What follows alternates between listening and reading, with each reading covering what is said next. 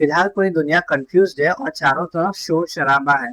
कोई बोल रहा है कि उस सेक्टर से दूर रहो, कोई बोल रहा है कि वो स्टॉक्स खरीद लो, और कोई तो कह रहा है कि अबे 26 में तो दुनिया खत्म है। पोर्टफोलियो पूरा बेच दो। और इसी वजह से रिटेलर भी कंफ्यूज है। अगर आप भी उनमें से एक है तो ये वीडियो आपके लिए है। इस वीडियो से आपको तीन चीजें तो बिल्कुल क्लियर हो जाएगी कि वॉर की वजह से कौन से सेक्टर में अपॉर्चुनिटी आती है, कौन से सेक्टर पे नुकसान पड़ता है और कौन से सेक्टर पे कोई भी इफेक्ट नहीं पड़ता फिर भी वो गिर रहे हैं। तो चलिए बिना देरी के शुरू करते हैं। सबसे पहले बात करते हैं कि कौन से सेक्टर में अपॉर्चुनिटी है। तो जब भी क्रूड ऑयल का प्राइस बढ़ता है, इंडियन रुपी डेप्रिशिएट होता है। इंपोर्ट बिल बढ़ने के कारण डॉलर की वैल्यू बढ़ती है, उस वजह से इंडियन रुपी गिरता है। और इन सब रीजन की वजह से रुपी ऑलरेडी 92 को टच कर चुका है, बहुत जल्द अब सेंचुरी दूर नहीं लग रही है। और रुपी जब इतनी तेजी से बढ़ता है तो एक्सपोर्ट करने वाली कंपनी को बहुत ज्यादा फायदा होता है।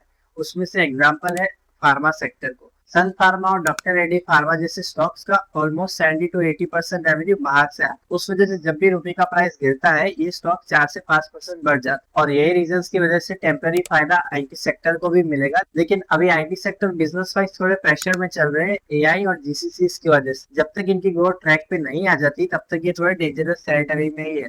उसके बाद अगला सेक्टर है डिफेंस का।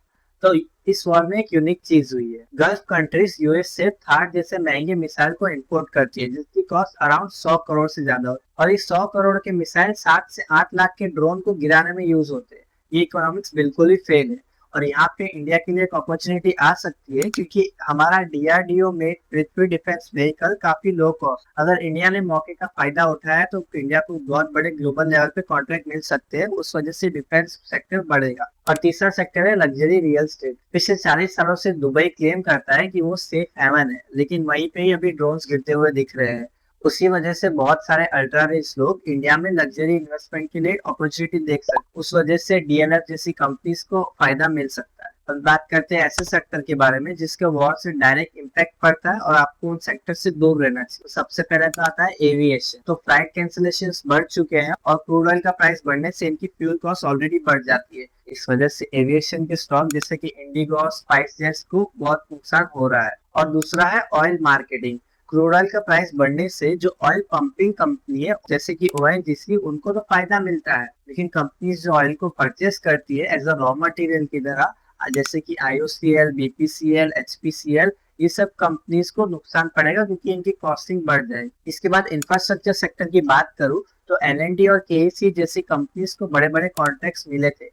अभी वो प्रोजेक्ट इंप्लीमेंट करने में डिले आ सकता है। पेंट एंड टायर इंडस्ट्री पे भी क्रूड ऑयल यूज होता है, उस वजह से उन सेक्टर की भी जो भी कंपनीज है उसके प्राइस गिर रहे हैं। और अब बात करते हैं ऐसे सेक्टर के बारे में जिनका वॉर से कोई लेना देना नहीं है लेकिन फिर भी वो गिर रहे हैं। तो सबसे पहले तो है banks and NBFC. SBI, HDFC, Kotak, Bajaj securities जैसे स्टॉक्स, इनका गल्फ कंट्री से कोई खास रेवेन्यू भी नहीं आता लेकिन फिर भी ये गिर रहे हैं, मार्केट सेंटिमेंट वीक होने की वजह से।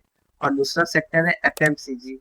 एफएमसीजी के अंदर हिंदुस्तान यूनिलीवर और आईटीसी जैसे स्टॉक्स में भी गिरावट देखने को मिली है। और इसका कोई भी लॉजिक नहीं है क्योंकि गल्फ कंट्री से वॉर की वजह से इंडिया का कंजप्शन कम नहीं होने वाला। वॉर जरूर ही बुरी चीज है लेकिन स्टॉक मार्केट पे ऐसे मौके पे अच्छी अपॉर्चुनिटी मिल सकती है। आपको कंपनीज के शेयर सस्ते प्राइस पे मिल सकते हैं। इसलिए अपनी रिसर्च पूरी स्ट्रॉन्ग कीजिए और कंपनी में इन्वेस्ट। और अगर आपको स्टॉक मार्केट समझना है बिल्कुल जीरो से, तो मैंने एक 100 डेज की सीरीज शुरू की है जिसके अंदर मैं हर वीडियो में छोटे छोटे कॉन्सेप्ट, तो अगर आपको ऑप्शन मिले कि आप लाइफ टाइम एक ही कैटेगरी में इन्वेस्ट कर सकते हो तो आप कौन सी कैटेगरी चूज करोगे? प्लेलिस्ट की लिंक डिस्क्रिप्शन में आप आ जाके चेक कर सकते हैं। और आपको क्या लगता है इस वॉर के बाद कौन सा सेक्टर सबसे ज्यादा तेजी से बढ़ेगा? कमेंट करके जरूर बताना। मैं मिलता हूँ आपको अगले वीडियो में, तब तक के लिए हैप्पी इन्वेस्ट।